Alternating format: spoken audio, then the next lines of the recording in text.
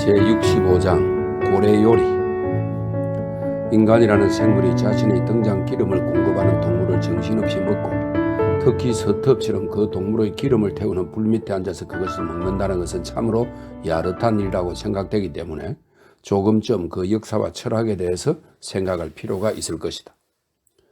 기록에 의하면 3세기 전 프랑스에서는 참 고래의 혓바닥 고기는 매우 맛 좋은 것으로 존중되었고 따라서 값도 비쌌다. 또한 헨리 8세 때 어떤 궁정 요리사가 기막힌 소스를 발명하여 그것을 고래의 일종이라고 하는 돌고래 스테이크에 곁들여서 내놓았기 때문에 대단한 상을 받았다고 한다. 물론 돌고래는 오늘날에 와서도 맛 좋은 음식으로 여겨진다. 고래를 당구공 정도의 크기로 경단을 만들어 맛있게 양념을 하면 바다 거북이나 송아지의 경단은 비교도 안 될 정도이다. 옛날의 스코틀랜드 던플림의 수도사들은 그것을 굉장히 좋아했으므로 왕실에서 다량의 돌고래 고기를 하사받고 있었다. 요컨대 적어도 포경자 사이에서는 고래란 귀중한 물고기이지만 양이 많은 것이 옥의 티라는 정평이다. 뭐라 해도 여러분들이 만약 100피트나 되는 고기 만두를 앞에 놓고 앉았다면 입맛이 딱 떨어져 버릴 게 아니겠는가. 다만 스톱처럼 아무나 가리지 않고 먹어대는 자 이외에는 오늘날 고래고기 요리를 먹지 않는다. 그러니까 에스키모인은 그리 까다롭지 않다. 알다시피 그들은 고래고기를 먹을 뿐 아니라 고급 고래 기름으로 향기 좋은 술을 빚어내기도 한다. 에스키모의 의사 중에서 이름이 높은 조그란다는 기름기 있는 고기는 특히 맛이 있고 영양분이 풍부해서 어린 유아에게 좋다고 권하고 있다. 그러니까 생각나는데 아주 오래전에 포경선의 사고로 그린란드에 남아있게 된 영국인들이 기름을 빼고 난 후 해안에 버려질 썩어가는 고래의 고기 덩어리로 아무튼 몇 달인가 살았던 일이 있다. 네덜란드의 고래잡이들은 이 찌꺼기를 튀김이라고 하는데, 다시 말해서 신선한 경우에는 갈색이고 아삭아삭하여 암스테르담의 아낙네들이 만드는 도넛 같은 과자와 매우 흡사하다. 확실히 먹음직스럽게 보이니까 아무리 점잖은 손님이라도 손을 뻗치지 않을 수가 없다고 한다. 그러나 고래를 문명인의 맛있는 음식이라 말하기에 어려운 다른 원인은 그것의 지나친 자양분에 있다. 바다에선 육지의 소처럼 최고 상품인데 맛이 일품이라고 칭찬하기에는 너무 지방이 많다. 그 혹의 고기만 하더라도 진미라고 하는 물소의 그것에 못지 않지만 어쨌든 피라미드 같은 기름 덩어리 때문에 진저리가 난다. 그리고 경납 자체도 그 부드러움은 마치 석달된 야자 열매의 하얀 과육처럼 투명한 젤리와 흡사하지만 막상 그것을 버터 대용으로 하기에는 너무나도 지방이 많다. 그러나 대부분의 고래잡이들은 그것을 다른 음식에 스며들게 하여 함께 먹는 방법을 알고 있다. 긴긴 밤에 당번을 쓸 때 대개의 선원들이 하는 일인데 비스킷을 커다란 기름통에 집어넣었다가 기름에 볶는다. 나도 이렇게 만든 맛있는 밤참을 자주 먹었다. 작은 향유고래의 경우는 뇌가 진미로 꼽힌다. 두개골을 도끼로 깨면 동그랗고 흰 뇌엽 2개, 실로 2개의 큰 푸딩처럼 보인다. 그 뇌엽 2개가 나오고 그것을 밀가루와 반죽을 하면 썩 훌륭한 음식이 되는데 그 맛은 미식가들 사이에서 명성이 자자한 송아지의 뇌수와 비슷한 데가 있다. 그런데 그 미식가들 가운데서도 그 방면에 정통한 채 하는 사람은 항상 송아지의 뇌만 먹으니까 자신의 뇌도 차츰 작아져서 머지않아 송아지의 두뇌와 자신의 그것을 구별하려면 비범한 지혜가 필요하게 될 것이다. 그렇기 때문에 젊은 미식가가 영리해 보이는 송아지의 머리를 앞에 놓았을 때처럼 비통한 정경은 없는 것이다. 그 머리는 마치 그를 질책하는 것처럼 아 브루투스 너마저도 하고 말하는 듯한 표정을 짓는다. 육지 사람들이 고래고기를 먹는 것을 혐오하는 것처럼 보이는 것은 반드시 그것이 너무 기름지기 때문이라고만은 할 수 없다.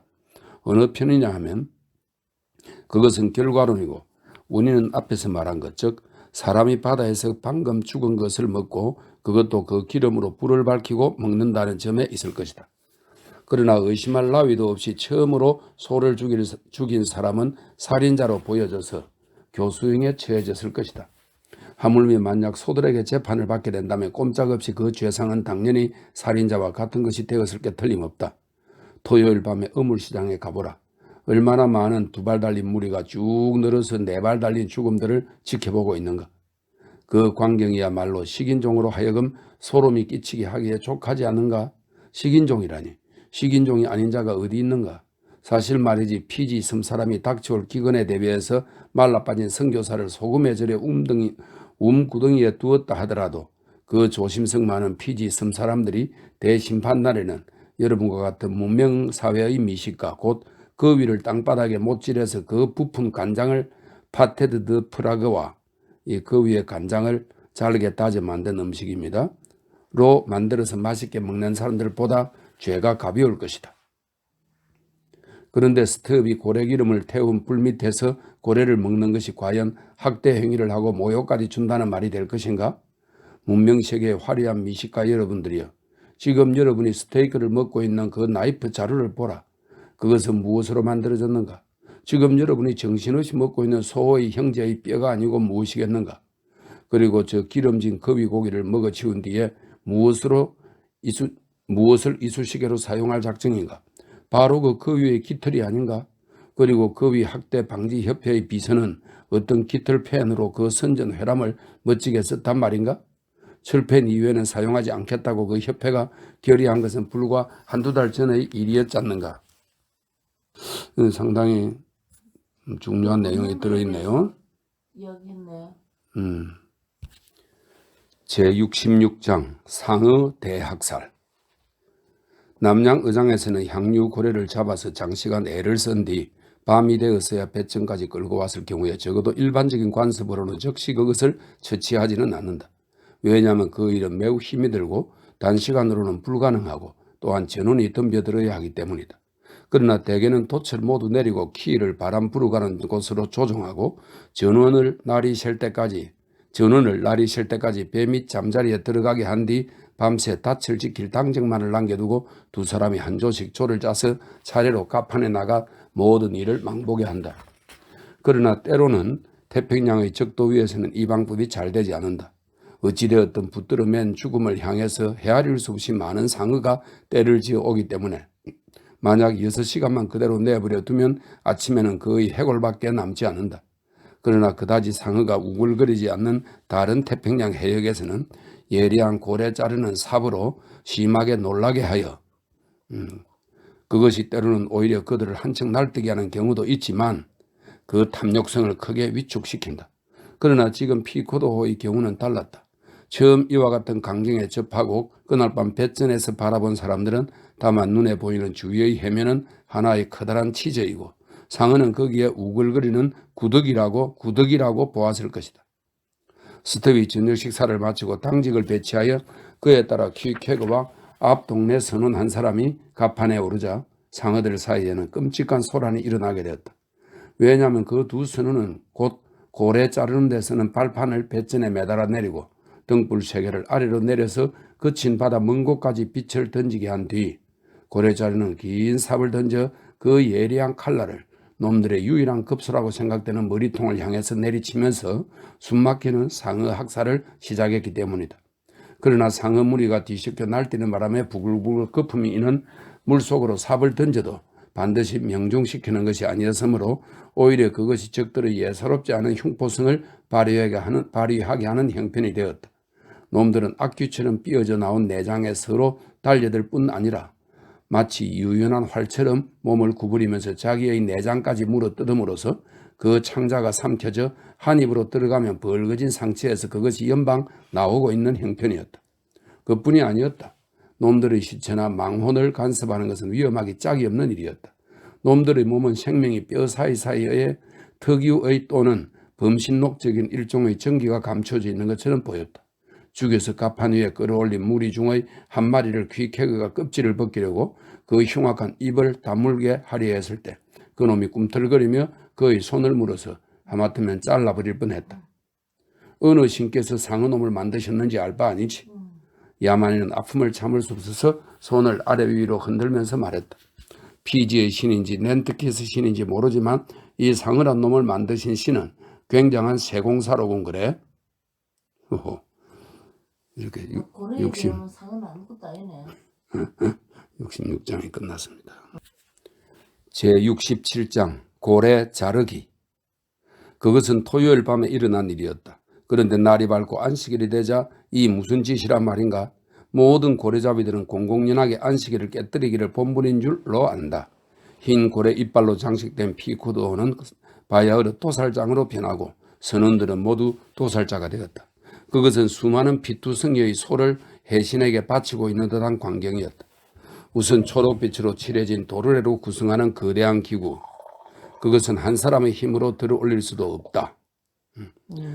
그 기구 가운데서도 특히 포도송이 모양의 거대한 고래 자르는 데서는 고패가 가운데 돛대 위에 올려져서 가판 위의 가장 튼튼한 장소인 낮은 돛대 꼭대기에 붙들어 메어졌다. 이 복잡한 기구 속을 지나는 닷줄 모양의 밧줄 한 끝이 양묘기까지 닿아서 고패 밑의 커다란 도르래가 고래 위에 늘어지고 게다가 무게가 100파운드는 실이 됨직한 고래 자르기에 쓰는 갈퀴가 달렸다. 그러고 나서 배전에 매달린 발판에 올라서면서 스톱이 긴 고래 삽을 휘둘러 고래의 몸에 구멍을 내고 옆 지느러미 2개 중에 가장 가까이 늘어져 있는 것에 갈퀴를 찔러 넣어 자르기 시작했다. 그것이 끝나면 폭이 넓은 반원형의 선을 구멍 주위에 긋고 그 다음 갈퀴를 찔러 넣고 나면 선원들은 고래고래 합창으로 소리를 지르며 양묘기에 몰려들어 감아 올리기 시작한다. 그러면 그 순간 배 전체가 한쪽으로 기울고 배의 모든 쨘못이 마치 혹한 때의 낡은 집의 모처럼 튀어나오려 하고 배는 진동하고 전율하고 돛대 꼭대기는 놀란 듯 하늘을 향하여 스끄드그득한다. 배는 더욱더 고래 쪽으로 고개를 숙이고 흐덕이는 듯한 양묘기가 한번 감기고 한번 흔들릴 때마다 큰 파도가 흔들려 호응한다. 그러다가 드디어 벼랑간 일대 충격이 일면 배는 요란한 소리와 함께 자세를 바로잡으며 고래에서 떨어져 나가고 마치 밀감이 빙빙 돌아가면서 껍질이 벗겨지듯이 기름이 고래 몸에서 벗겨진다. 즉 양묘기가 끊임없이 당기고 있기 때문에 고래는 바다 속에서 연방 뒹굴기를 계속하고 고래는 스타벅과 스톱의 고래삽이 동시에 자르는 선을 따라 한 조각씩 일정하게 잘려나간다. 그리고 재빠르게 계속 잘려지는 그 움직임을 따라 높이 달려 올라가서 그 윗부분은 돛대 꼭대기를 스치게까지 된다. 그러면 양모기에 매달린 사람들은 감기를 멈추고 한동안 피가 뚝뚝 떨어지는 거대한 고래 덩어리는 마치 하늘에서 내려온 것처럼 전후 좌우로 흔든다.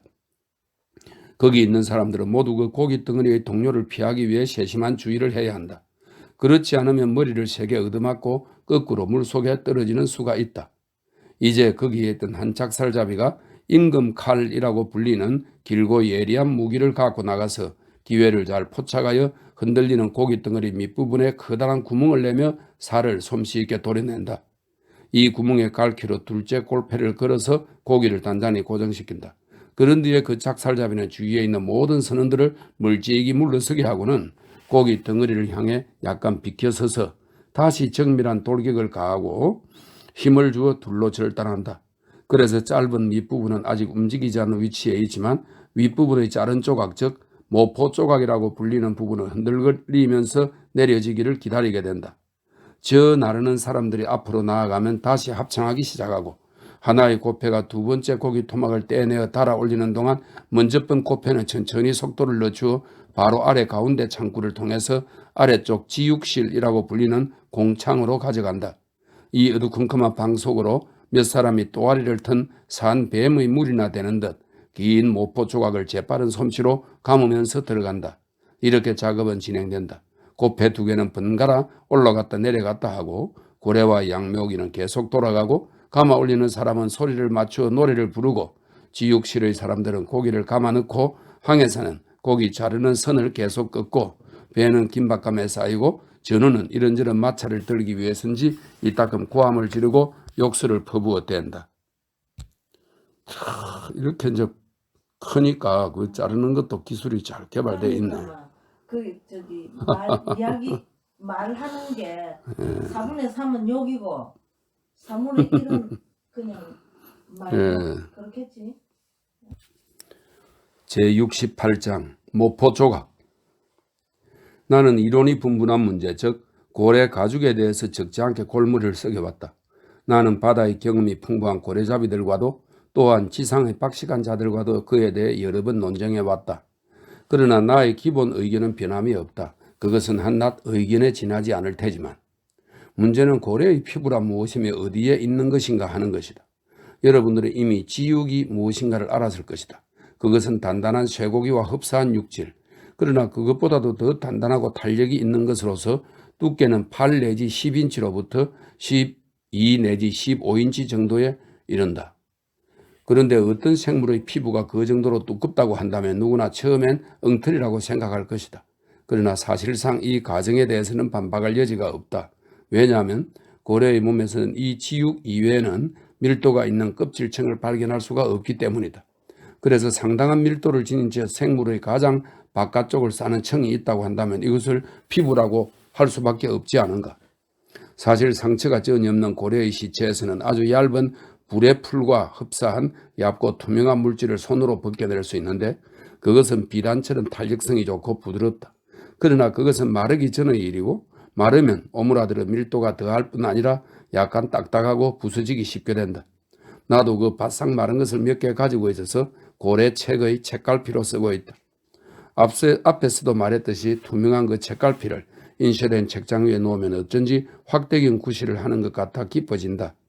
어찌되었든 이른바 고래의 안경을 통해서 고래에 관해 읽는다는 느낌은 즐겁다. 그러나 내가 지금 말하려고 하는 것은 이렇다. 즉, 이 극히 얇은 불의 풀 모양의 물질이 고래의 온몸을 덮어싸고 있다는 것은 사실이지만 이것을 고래의 피부라고 하기보다는 피부의 피부라고 생각해야 할 것이다. 저 끔찍하게 거대한 고래의 피부가 갓 태어난 갓난 아기의 피부보다도 얇고 부드럽다고 하면 우스꽝스러울 것이다. 그러나 이 문제는 그냥 넘어가기로 하겠다. 지육이 고래의 피부라고 할 경우 그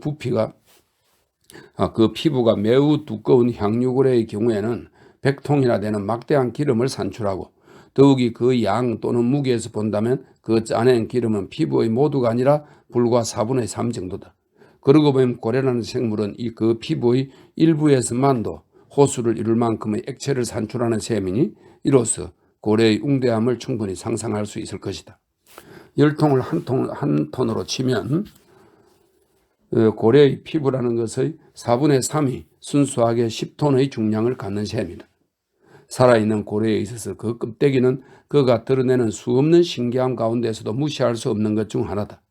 그 예외 없이 고래 외피에는 종횡무진으로 달리는 선이 얽히고 설켜 마치 훌륭한 이탈리아 선 판화 같은 모습을 보이고 있다.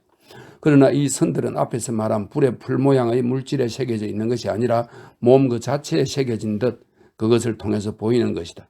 아니, 그것뿐이 아니다. 어떤 경우 예리하고 주의 깊은 사람에게는 보이겠지만 이 선들은 실제 판화에서처럼 심오한 묘사를 나타낸다. 이것은 상형 문자이다. 다시 말해서 만약 여러분이 저 피라미드의 벽에 그려진 이상한 기호를 상형 문자라고 부른다면 이 경우에도 당연히 그렇게 말해야 할 것이다. 특히 나는 미시시피 강 상류의 강변에 상형 문자가 있는 것으로 유명한 벼랑에 새겨진 고대 인디언 문자를 보고는 향유고래의 상형 문자가 연상되어서 크게 놀랐던 적이 있다. 그 신비한 암벽과 마찬가지로 고래의 이상한 기호는 전혀 읽을 수가 없다. 이 인디언 암벽은 또 다른 사실을 생각나게 한다. 향유고래는 여러 가지 외관을 보이는데 특히 등보다 옆구리 쪽을 드러내 보일 때가 많다. 그것은 원래의 규칙적인 선 모양이 수차례에 걸쳐 상당 부분 엉망으로 긁힌 탓에 본디 모습은 사라지고 완전히 불규칙적이고 제멋대로의 모양을 갖게 되었기 때문일 것이다. 저 뉴 잉글랜드 해안의 바위들, 거대한 빙산과 난폭하게 부딪혀서 심한 상처를 입었다고 아가시즈족 인디언이 믿고 있는 그 바위들이 이 점에서 향유고래와 적지 않게 닮은 게 아닐까? 또한 고래의 긁힌 상처는 아마도 다른 저기를 가진 고래들과 세게 부딪힌 데도 이유가 있지 않은가 한다. 왜냐하면 내가 아는 바로는 이 현상은 충분히 성장한 숫고래에서 더 많이 볼 수 있기 때문이다. 고래의 피부, 즉 지육에 대해서는 한두 마디 더 해야만 하겠다. 이미 말했듯이 그것은 모포조각이라고 불리는 기다란 조각이 되어 벗겨진다. 대개의 해상용어와 마찬가지로 이것도 매우 적절하고 의미 깊다. 실제로 고래의 몸을 싸고 있는 지육은 마치 모포나 홑이불과 같은 것, 아니 좀 더 적절하게 말하면 인디언이 머리에서부터 뒤집어 쓰고 발밑에까지 늘어뜨리는 망토 같은 것이다. 그 몸이 그토록 기분 좋은 모포를 뒤집어 쓰고 있으니까 고래는 어떤 날씨, 어떤 시기, 어떤 바다, 어떤 조류 속에서도 쾌적하게 지낼 수가 있다. 살을 앨듯이 추운 얼음투성이 북양에 있는 그린란드 고래가 만약 그 따뜻한 망토에 쌓여 있지 않다면 그 운명은 알만한 것이다. 물론 그 북극 바다에 매우 활발한 다른 어족들이 없는 것은 아니다. 그러나 잊어서는 안 될 것은 그들은 냉혈이고 폐가 없고 배가 냉장고 같고 빙산이 흘러가는 대로 그 밑에서 몸을 덮이는 마치 여인숙 난로에 몸을 덮이는 겨울 나그네처럼 뻔뻔스러운 친구들이라는 점이다. 그런데 고래는 인간과 마찬가지로 폐가 있는 온혈 동물이다. 피가 얼면 죽어버린다. 그러니까 설명을 듣지 않으면 이 괴물이 저 북극 바다 속에 입까지 잠기면서도 태연하게 있다는 것은 무척이나 이상하게 생각될 것이다. 거기서는 물에 떨어진 뱃사람이 몇 개월 지난 뒤에도 마치 호박에 박힌 곤충처럼 얼음 불판 한복판에 꼿꼿이 선 채 얼어붙어 있다. 더욱이 실험으로 나타난 바로서 극지의 고래의 혈액이 여름날의 보르네오 끔둥이의 혈액보다도 따뜻하다는 것은 경탄할 만하다. 생각건대 이 점에 아주 강성한 동물의 활력과 두꺼운 벽과 널찍한 내면이 갖는 흔하지 않은 가치가 있다. 오 인류여, 고래를 존경하고 그들과 같이 될 것을 배울지어다. 그대들도 또한 얼음 속에서 따뜻해져라. 이 세상에 살지라도 다른 세상의 것으로 살라. 적도에서 서늘해지고 극지에서 그대들의 피를 끓게 하라. 오 인류여, 성 베드로 대성당처럼 또한 거대한 고래처럼 어떠한 계절에도 그대들 자신의 체온을 보존하라. 그러나 이러한 미덕을 가르치기는 쉽지만 부질없는 일이기도 하다. 세상의 건물 중에 성 베드로 성당 같은 게 또 있는가? 또 세상의 모든 생물 중에 고래처럼 거대한 것이 있는가? 제69장 장례. 쇠사슬을 잡아당기라. 시체를 고물 쪽에 띄워라. 거대한 고폐의 할 일은 이미 완료되었다. 목이 잘리고 가죽이 벗겨진 고래의 흰 몸은 대리석 무덤처럼 빛나고 있다. 색은 변했지만 이 거구를 잃었다고는 조금도 생각되지 않는다. 여전히 의연하고 거대하다. 그것이 천천히 물속으로 떠내려가면서 지칠 줄 모르는 상어떼는 그 주위의 바닷물을 튀게 하고 우러대는 해조는 탐욕스럽게 떼지어 와서 단검 같은 부리로 고래를 찌르면서 공중을 소란하게 하고 있다. 산처럼 큰 머리 없는 흰 괴물은 배에서 점점 멀어지고 한 길 또 한 길 움직임에 따라서 평면적으로 몰려드는 상어떼와 입체적으로 밀집하는 해조떼는 더욱더 그 악귀 같은 소란의 도를 더하고 있다. 그 광경은 멈춰선 듯한 배 위에서 몇 시간이고 계속해서 보이고 있다. 구름도 없는 담청색의 하늘 아래 즐거운 파도가 빛나는데 거기 쾌적한 미풍에 불러가면서 그 생명 없는 큰 덩어리는 끝내 가없는 저쪽으로 사라져 버릴 때까지 그렇게 언제까지나 흘러간다. 이토록 우울하고 우롱하는 듯한 장례가 또 있을까? 바다 독수리들은 매우 경건하게 구슬픈 소리를 지르고 상어들은 그야말로 위용을 갖추어서 검은 옷이나 얼룩덜룩한 옷을 차려입고 있다. 생전에는 이 고래가 설사 도움을 청했다 하더라도 누가 그를 도와주었겠는가? 그런데도 이 장례석에는 참으로 기특하게 모여든 것이다. 오, 이 세상의 무수한 독수리 주위여, 아무리 힘있는 고래라 할지라도 거기서 자유로울 수는 없다. 아니, 이것으로 끝난 것이 아니다. 내버려진 시체라 하지만 어느 집념의 유혼이 살아나서 위협하듯 그 위를 헤맨다. 겁쟁이인 구남이나 길 잃은 탐험선에서 바라보면 그곳에 떼지어 있는 새들의 모습도 보이지 않을 만큼 거대한 흰 덩어리는 여전히 햇빛을 받으며 떠다니고 흰 물보라는 높인 치솟아 뽀얀 안개를 이루고 있다. 그러면 즉시 항해 일지에 이 아무런 위험성도 없는 고래의 시체를 두고 얕은 물, 암초, 큰 파도 등등이 그네의 많음을 주의하라. 곧 떨리는 손으로 써둔다. 그러면 그 후 몇 년을 두고 배들은 그곳을 피해간다. 마치 맨 앞에 선 양이 가로놓인 막대기를 뛰어넘는 것을 보고 어리석은 양이 아무것도 없는 허공을 뛰어넘는 형국이다. 그것이 바로 전례 준수의 법칙이며 전통의 유용성이라는 것이다. 다시 말해서 그것은 일찍이 지상에 뿌리를 내린 적도 없고 지금 공중에 떠돌아다니지도 않는 낡은 신앙을 고집스럽게 부활시키려는 것이다. 곧 정통정신이라는 것이다. 이렇게 해서 상고래의 몸은 그의 적들에게 실제의 공포를 주었을 것이며 죽은 뒤의 망령은 세계에 대해서 허무한 공포를 준다. 친구여, 유령을 믿는가? 코크거리. 이 코크거리는 1762년에 런던 코크거리에서 벌어진 유령소동. 한때는 존슨 박사까지 그 일에 동료되었다고 하는데 유령소동이 있었네요. 코크거리 외에도 유령이 나오는 곳은 더 있고 존슨 박사보다도 더 박식한 사람들도 그것을 믿었다. 제70장 스핑크스. 고래의 몸뚱이를 완전히 벗기기 전에 그 머리를 베어버린다는 것을 빼놓아서는 안 된다. 그 향유 고래의 참수야말로 과학적, 해부학적인 일이어서 경험 있는 고래 수술리들이 매우 자랑하는 것인데 그것도 이유 없는 일은 아니다. 생각해보라.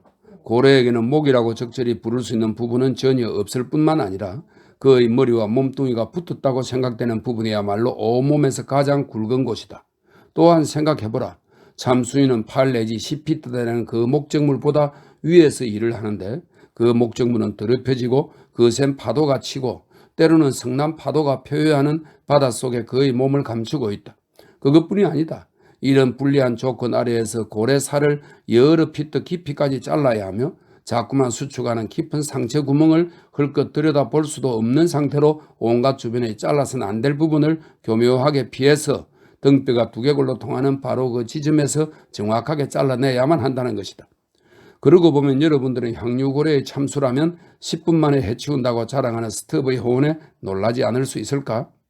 우선 절단된 머리는 고물 쪽으로 돌려지고 몸뚱이 부분이 벗겨질 때까지 거기에 밧줄로 붙들어 맨다. 만약 작은 고래머리였다면 가판에 올려서 끌어올려서 정성껏 처리된다. 그러나 충분히 성장한 큰 고래의 경우에 그것은 불가능하다. 향유고래의 머리는 전신의 거의 3분의 1을 차지하는 것이므로 포경선의 거대한 고패로 그런 무거운 짐을 완전히 달아 올린다는 것은 보석상의 저울로 흙간의 무게를 다는 것과 같다.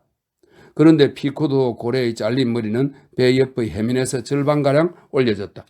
다시 말해서 그 대부분은 아직도 부력으로 떠오르게 되어 있었다. 배는 돛대 꼭대기의 하부에서 무서운 힘으로 끌려서 고래의 머리를 향해 심하게 기울고 그 옆의 돛의 활대는 모두 파도 위에 기중기처럼 내밀었다.